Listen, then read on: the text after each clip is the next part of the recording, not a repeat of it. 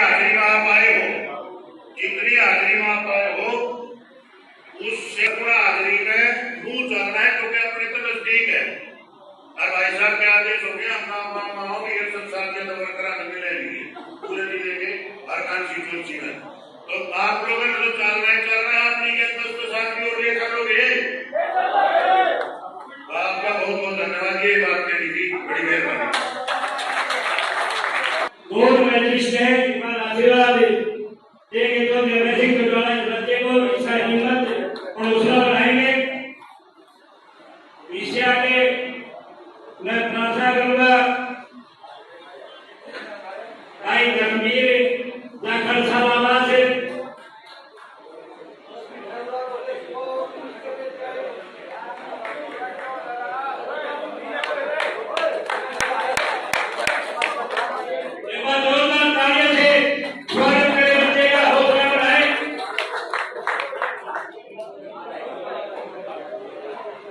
मैं प्रार्थना करूंगा इंडियन नेशनल लोकल पार्टी के प्रदेश के अध्यक्ष चौधरी डॉक्टर आजादी से वो आए और आपका निमंत्रण में उससे पहले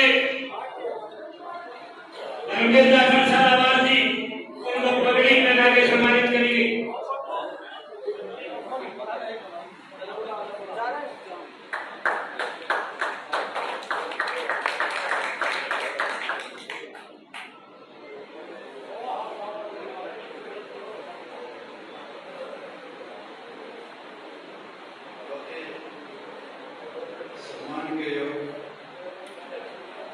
हरियाणा प्रदेश की जनता की आशा की किरण चौधरी अभय सिंह चौटाला जी, यहाँ के जिला के अध्यक्ष सतपाल पहलवान जी, यहाँ के हल्के के प्रधान देवेंद्र जाखड़ जी, धर्मवीर दरोगा जी, जीतराम खन्ना जी, भूपेंद्र जी युवा नेता, हुकुम Chand ji chairman, Kameshwar Das ji SC cell के प्रधान, पवन धनखड़ जी, महेंद्र सेन जी, शमशेर सिंह जी गवाली संघ और तमाम पार्टी के निष्ठावान समर्पित कार्यकर्ता दोस्तों, पहले तो आप सबको बहुत बधाई आज की मीटिंग के लिए। आप अच्छी और जैसे तीज आती है, त्योहार आता है, होली आती है, दिवाली आती है, रक्षाबंधन आता है, ठीक इसी प्रकार से चौधरी देवीलाल का जन्मदिन भी आए बरस त्योहार के रूप में इंडियन नेशनल लोकल पार्टी बड़े हर्षोल्लास के साथ हरियाणा प्रदेश के किसी भी कोने में मनाती है। एक विशाल रैली करते हैं। पिछली बार रोहतक में थी, अब की बार दबाव पड़ा तो नूह में है और नूह में बहुत बड़ी रैली करके चौधरी देवीलाल को श्रद्धासुमन अर्पित करेंगे। साथियों, चौधरी देवीलाल एक बहुत बड़ी शख्सियत हुए।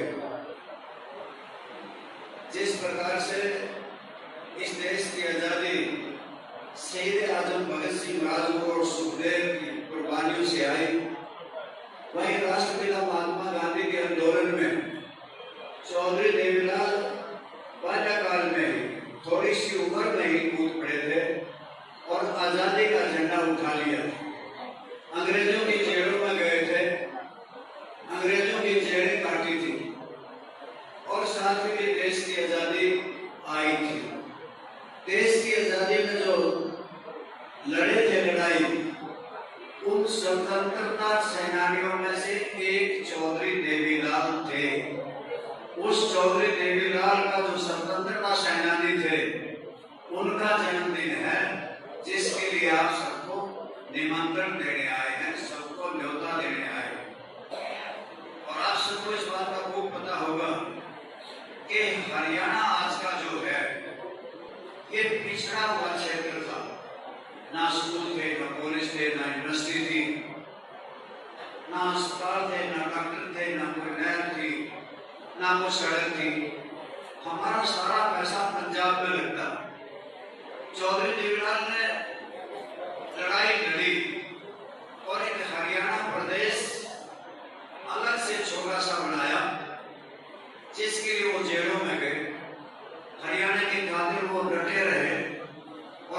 नवंबर 1966 को हरियाणा प्रदेश एक नया प्रदेश बना। उस हरियाणा के बनाने वाले चौधरी देवीलाल का जन्मदिन है, जिसके लिए जब चौधरी देवीलाल हरियाणा प्रदेश के मुख्यमंत्री बने तो हरियाणा प्रदेश में जनता टैक्सों से चली हुई थी। साइकिल पे, रेडियो पे, टेलीविजन पे, ट्रैक्टर पे, इस पे बच्चों के प्याले पे भी टैक्स था। चौधरी देवीलाल ने सारे टैक्स तोड़ दिए, 6 का मारिया माफ कर दिया, पक्के खानों पे खर्चे माफ हुए थे। गरीब की बेटी की शादी में कन्यादान की स्कीम शुरू हुई थी। गरीब चच्चा बच्चा माँ की रखवाली के लिए चांदना जिले के 500 रुपए पहली बार बांधे थे। हरियाणवियों का कर्जा समाप्त कर दिया गया था, बुढ़ापा पेंशन कर दी गई थी, किसानों का कर्ज तो आधा हिस्सा कर दिया था, काम के बदले अनाज की योजना चलाई गई थी, ट्रेनें खोल दी गई थी, विमान बनाए गए थे, पढ़ने वाले छात्रों को मुफ्त यात्रा सुविधा दी थी। अनेकों काम इस प्रकार के किए जिनका आज भी हरियाणवियों के दिल पे नाम लिखा हुआ है, देवीलाल। ऐसे युग पुरुष का जन्मदिन है, जिसके लिए आप सबको निमंत्रण और न्योता देने आए। आप सबको पता है कि चौधरी देवीलाल ने 1987 में किस प्रकार से कांग्रेस पार्टी को धराशायी किया और हरियाणा के मुख्यमंत्री बने और देश में घूम घूम करके जनता दल बनाया। फिर इलेक्शन हुआ, कांग्रेस पार्टी और जनता दल, कांग्रेस पार्टी हार गई, जनता दल जीत गई। देश से जुड़े लोकसभा के सदस्यों ने चौधरी देवीलाल को इस देश के प्रधानमंत्री का ताज पहनाया और चौधरी देवीलाल ने अपने सर का ताज उतार के विश्वनाथ प्रताप सिंह के सर पे टेक दिया। और चौधरी देवीलाल जैसे त्यागी आज तक कोई नहीं हुए, उस त्यागी पुरुष का जन्मदिन है, जिसके लिए आपको निमंत्रण, आपको न्योता और आपको बुलाओ। और आशा करते हैं कि आप हमारे द्वारा दिए गए इस निमंत्रण को सहर्ष स्वीकार करोगे और सारे के सारे यूं में 27 तारीख को आओगे। न्योता मान लिया कि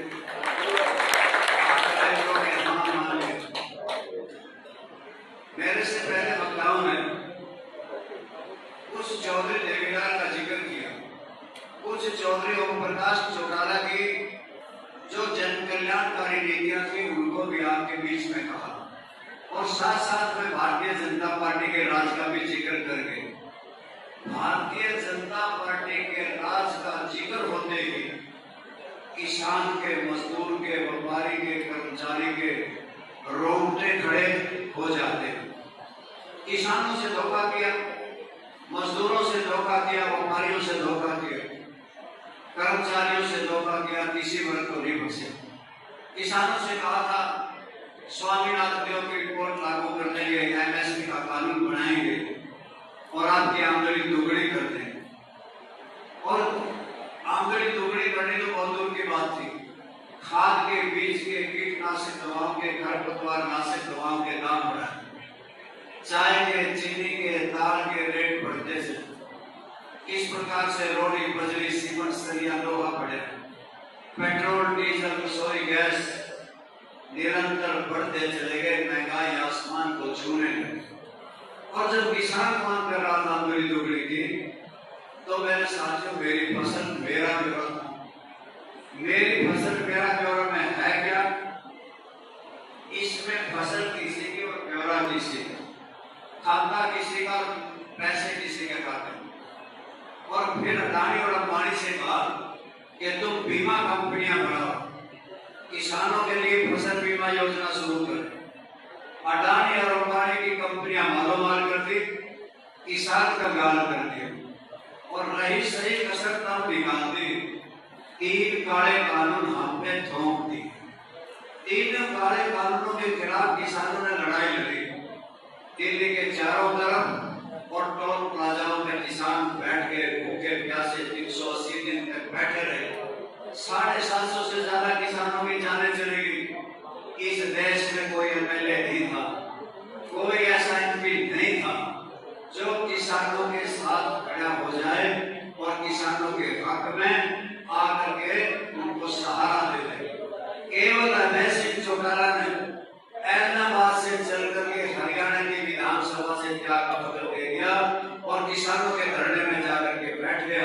वहाँ अस्पताल चलवाए, वहाँ पे किस प्रकार से लंगर लगवाए। साथ में इतना ही नहीं, अभी गेहूं बेचने गए हो, पिछले वर्ष जब गेहूं बेचने गए सीजन में भारतीय जनता पार्टी ने तुगलकी फरमान जारी कर दी कि किसान के ट्रैक्टर का नंबर होगा, किसान का फोटो होगा, फिर अंगूठे का मिलान होगा, बायोमेट्रिक मिलान होगा, अगर नहीं मिला तो आंख की पुतली मिलाए जाएंगे। अभय सिंह चौटाला ने पता लगा कि ये शर्तें तो कभी अपराधियों पर लगाई जाती हैं, किसान तो चोर चकेरी, डाकू डकैत नहीं, किसी प्रकार के जेल जंपर नहीं, फिरौती मांगने वाले नहीं। हजारों ट्रैक्टरों को लेकर के सैकड़ों मंडियों में गए और जाकर के ना तो फिर नंबर लिखवाया, ना कोई किसी प्रकार का अंगूठा लगाया, फिर सारी शर्तें तोड़ता हुआ, बैरिकेड तोड़ता हुआ मंडियों में चला गया। अगर हमारी गेहूं किसी ने बिकाई तो उसका नाम अभय सिंह चौटाला। निरंतर चौधरी देवीलाल द्वारा दी गई पेंशन बढ़ रही। भारतीय जनता पार्टी ने आपके सामने है परिवार कल्याण पत्र से इस बुजुर्गों की पेंशन को जोड़ कह दिया जिसके अंदर 1,80,000 बेटा नौकरी में होगा, जिसके 2 पहिया वाहन होगा, 3 पहिया वाहन होगा, पक्का मकान होगा, उसकी पेंशन नहीं मिलेगी। अभय सिंह चौटाला ने ललकारा कि लाखों बुजुर्ग ऐसे हैं जिनकी पेंशन को उन्हें काट दी और मैं पंचकूला में आऊंगा, माँ पड़ाव होगा, रास्ते बंद हो गए, हाँ हरियाणा सरकार को निकलने नहीं देंगे। तब जाकर के हरियाणा सरकार झुकी थी और 1 नवंबर से 3200 रुपये बुजुर्गों के भेजने का काम हुआ। ये इसलिए हो सका कि अभय सिंह चौटाला की ललकार थी। आपके ऊपर 5,000 करोड़ रुपए के बिजली के रेट बढ़ाए जा रहे थे, बिलों में बढ़ोतरी हो रही थी। अभय सिंह चौटाला हजारों साथियों को साथ लेके पंचकूला के शक्ति भवन में पहुंचा और वहां सरकार को मानना पड़ा कि बढ़ते हुए बिजली के रेट अगर किसी ने रखवाए, बिलों की बढ़ोतरी किसी ने रखवाई तो अभय सिंह चौटाला ने रखवाई। हरियाणा एग्रीकल्चर यूनिवर्सिटी के छात्रों पर लाठीचार्ज हुआ, कोई और पार्टी मैदान में नहीं आई, केवल अभय सिंह चौटाला ने ललकार दी, तब जाके उन छात्रों की आवाज सुनाई हुई। और साथ ही इतना ही नहीं, एक किसान को पानीपत में बड़ी कंपनी के मालिक ने जिंदा जला दिया। कोई पार्टी मैदान में नहीं निकली, कांग्रेसियों को साफ सुन गया कि वो लोकदल पार्टी ने जाकर के डीसी का घेराव किया, तब जाके पीड़ित किसान को न्याय मिला। और इसी प्रकार से हरियाणा पब्लिक सर्विस कमीशन जो बड़ी नौकरी लगाता है, हरियाणवी छात्रों के, हरियाणवी बेरोजगारों के नंबर कम और बाहर वालों के ज्यादा लगाए जाते थे। हरियाणा पब्लिक सर्विस कमीशन के दफ्तर के सामने अगर किसी ने धरना दिया, प्रदर्शन किया तो अभय सिंह चौटाला ने किया। आप सबको पता होगा कि नेट का पेपर जब लीक होता है 50 करोड़ रुपए में बिकता है। जब नेट का पेपर 50 करोड़ रुपए बिक रहा था तो देश के बेरोजगार नौजवान जंतर मंतर में इकट्ठे हुए और जंतर मंतर में संसद मार्च हुआ, लाठियां चली, गोलियां चली, अश्रु गैस के गोले छोड़े गए। अभय सिंह चौटाला जंतर मंतर में पहुंचे और कहा कि धर्मेंद्र प्रधान के लिए शिक्षा मंत्री का इस्तीफा जब तक नहीं होगा तो लोकदल पार्टी आपके समर्थन में खड़ी है। अगले दिन ही धर्मेंद्र प्रधान शिक्षा मंत्री का इस्तीफा हो गया। आपने कांग्रेस को तो बड़ी प्रकार देखा है, लंबे समय तक राज किया और भारतीय जनता पार्टी और जेजेपी को भी देख लिया। भारतीय जनता पार्टी के लुटेरे हैं, ये हरियाणा प्रदेश को धोखा कर रहे हैं, ये हरियाणा प्रदेश को आज लूट के खा गए।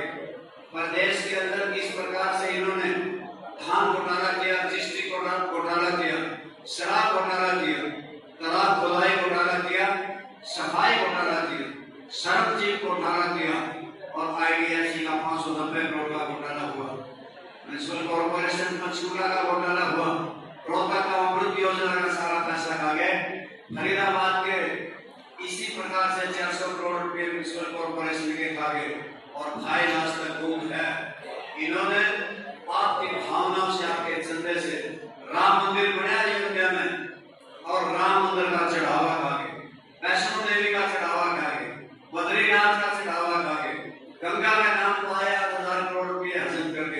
साथ ही इतना ही नहीं, हमारे कुरुक्षेत्र में गीता जयंती होती है। गीता जयंती के नाम पे हजारों करोड़ रुपये खा गए। ये भारतीय जनता पार्टी कैंसर है। आपने आपस में लड़ा हुआ है और भाई कैंसर का इलाज वो छोटे मोटे डॉक्टर का बस कर नहीं। इसके लिए कोई ना कोई मशहूर डॉक्टर जो सब कुछ जानता हो, राजनीति के दाव में जानता हो, उसकी जरूरत है, जो भारतीय जनता पार्टी का इलाज कर सके। और उसका नाम है अभय सिंह चौटाला। सारे इनके हाथ मजबूत करें और न्यू की रैली को इतनी बड़ी कर दें कि हरियाणा प्रदेश में फिर सत्ता परिवर्तन हो, भारतीय जनता पार्टी जाए, लोकदल पार्टी की सरकार बने और अभय सिंह चौटाला हरियाणा के मुख्यमंत्री बने। धन्यवाद।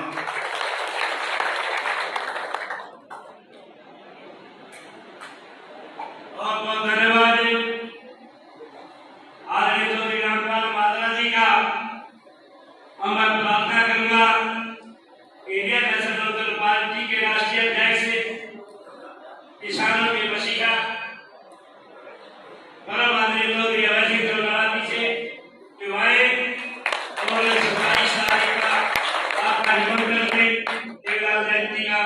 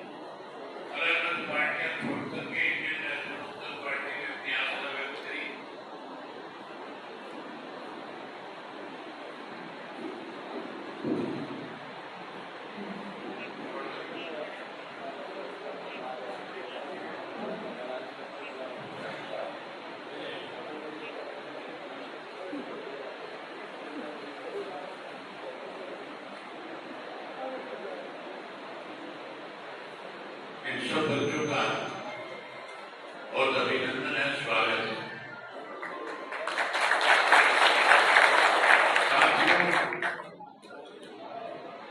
जब से ये बीजेपी की सरकार इस देश और प्रदेश में बढ़ी, इस सरकार के बढ़ने के बाद महंगाई बढ़ गई, भ्रष्टाचार बढ़ गया, कानून व्यवस्था खत्म हो गई, बेरोजगारी बढ़ गई, नशा बढ़ गया, अपराध बढ़ गया। बीजेपी वाले कहते तो ये थे कि हमारी सरकार बनने के बाद महंगाई पे रोक लगाएंगे, किसान की भोजन की आमदन दोगुना कर देंगे, पढ़े लिखे नौजवान बच्चों को 2 करोड़ को सालाना नौकरी दे देंगे, गरीब आदमी का वोट देने के लिए मोदी ने कहा था 15-15 लाख रुपए तुम्हारे खाते में जमा करा देंगे। वायदे पूरे करने की बजाय भारतीय जनता पार्टी ने हमें 3536 लाख के नाम पे बांटने के लिए 4 करोड़ का काम शुरू कर दिया। कैसे वापस में बटे इसके लिए राजकुमार श्रेणी जैसे लोगों को आगे कर दिया था। जब आप लोग जाट आरक्षण आंदोलन को लेकर के प्रदेश भर में आंदोलन चला रहे थे, तो सबसे ज्यादा ज्यादती अगर कहीं हुई थी तो जज्जर जिले में हुई थी, रोहतक में हुई थी, सोनीपत में हुई थी, पानीपत में हुई थी। यहाँ 32 से ज्यादा प्राण बच्चों को बोल के घाट उतार दिया था। वहीं जात पात मजहब और धर्म के नाम पे बांटना शुरू कर दिया। लोगों ने फैसला कर लिया था कि 2019 में जब चुनाव होगा तो भारतीय जनता पार्टी को सत्ता से बाहर कर देंगे। तो लोगों की सोच थी, नतीजे भी 2019 में उसी तरह के आए। टोटल 90 विधानसभा की सीटें हैं हमारे यहाँ, और 90 में से 50 विपक्ष जीता था, भाजपा 40 से रुकी थी। नारा तो भाजपा ने लगाया था 75 बार। मनोहर खट्टर कहता था हम 75 बार मिलेंगे, और हमारे से अलग होकर के जिन लोगों ने बीजेपी के हाथों में खेल करके नई पार्टी बनाई थी, ये जेजेपी वाले कहते थे हम इनको जिम्मा पार करेंगे। लोगों ने इन पे विश्वास कर दिया। लोगों ने ये मान लिया कि चौधरी देवनाथ की नीतियों को आगे बढ़ाएंगे, और हम आपको ये कहा करते थे ये स्वार्थी बीजेपी से मिले हुए, ये बेईमान है, ये कहीं ना कहीं आपके साथ धोखा करेंगे। लोगों ने तो सीट दी थी, जब 10 एमएलए बन गए उनके, विपक्ष में बैठने की बजाय, विपक्ष की सरकार में शामिल होने की बजाय भारतीय जनता पार्टी की गोद में बैठ गए और बीजेपी की सरकार बना दी। 2019 में बीजेपी की सरकार किसने बनाई थी? दुष्यंत ने बनाई थी, जेजेपी वालों ने बनाई थी। सरकार बना दी, 4.5 साल तक माल उठ जाए, और 4.5 साल के बाद बीजेपी वालों ने भी सत्ता से बाहर कर दी। जब सत्ता से बाहर हुए तो फिर दोबारा लोगों के बीच में गए, कहने लगे भारत से गलती हो। लोगों ने फैसला कर लिया था कि झूठे लोग की राजनीति करने वाले लोगों को सबक सिखाएंगे। 2019 का जब चुनाव में जब इन्होंने उनकी मदद कर दी, जब 2024 का चुनाव आया तो फिर लोगों ने उन झूठे लोग की राजनीति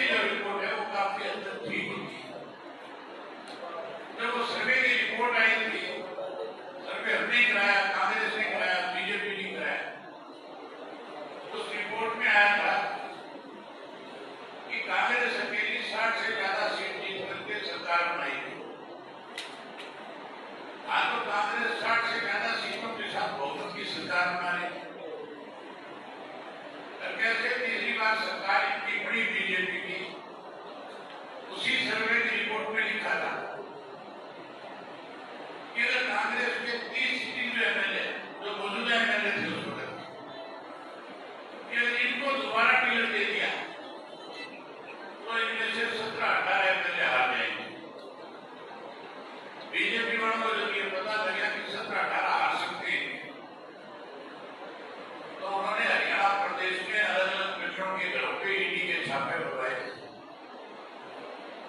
और उन छापों के दौरान पार्श्वनाथ मिश्र के घर पे जब छापा पड़ा तो इस उठा से जुड़े हुए दस्तावेज वहां मिल गए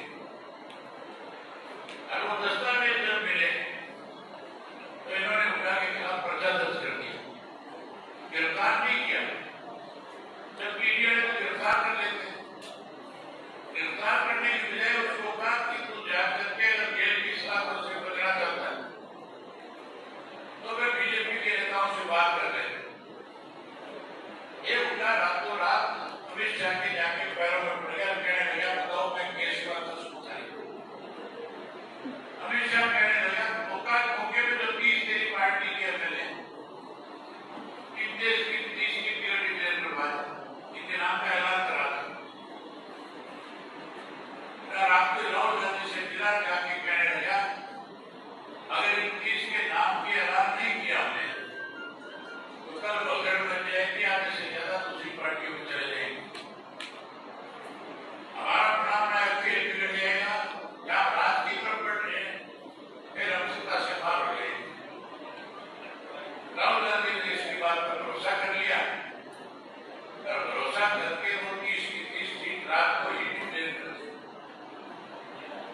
अगले दिन मनोहर लाल खट्टर का क्या आ गया कि हमें कोई नहीं हरा सकता, हमने सारे इंतजाम कर दिए। इंतजाम हो गया था कि नहीं हो गया था? इस तरह से इसने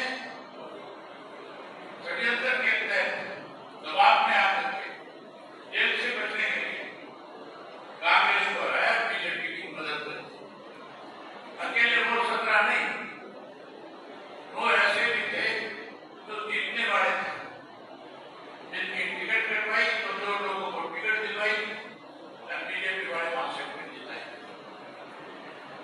इस तरह मदद करके इसने बीजेपी को सत्ता सौंप दी। अब रोज मेरे खिलाफ बयान देता है, कहता है इसको कोर्ट पर घसीटूंगा, कहता है नहीं कहता है। मैं कल क्या गया था, रोहतक में था, मैं भी गया था और किलानौर भी गया। मैं खुले रूप से कह कर गया था कोर्ट में जलन को घसीटेगा, मतलब मारे यही निकाल मेरे साथ। ठीक है कि हम गलत कह गए? जो आदमी बेईमान हो, धोखा देने वाला हो, जो बेचने वाला हो, उसका इलाज होना चाहिए नहीं होना चाहिए? तो साथियों इलाज करने का मौका आ गया, पार्टी को बूथ के स्तर पे खड़ा करो, ये बात नहीं है नाम कोई है तो चौधरी देवलाल की एक आवाज के ऊपर सारा का सारा काम पड़ जाएगा। मुझे याद है एक बार बेगाटी गिरती चुनाव लड़ी थी यहाँ से, फिर सामने किसी और को टिकट दे रखा था और वो जिसको टिकट दे रखा था वो कहीं ना कहीं बेईमानी पर उतर गया। चौधरी देवलाल ने तुम्हें आकर के कहा था मेरा जल्दी बेगाटी जिता दियो, तुमने 1000 वोटों से जिता दिया था कि नहीं जिता दिया? 17,000 वोट से जिताया। ये वही जज्जर है, ये वही मानदंड है।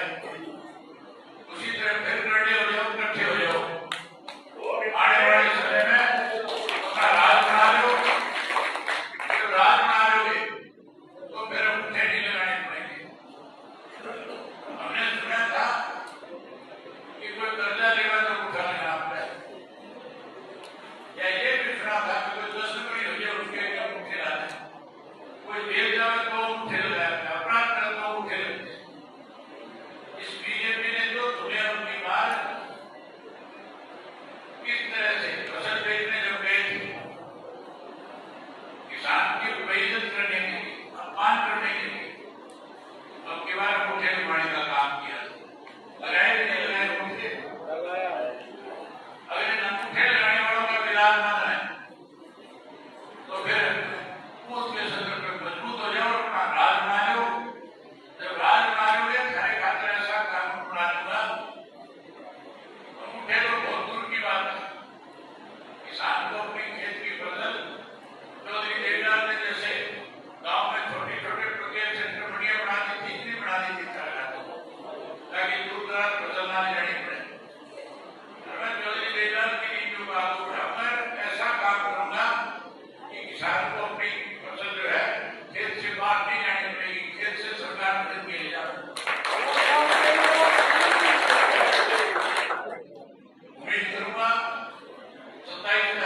बड़ी संख्या में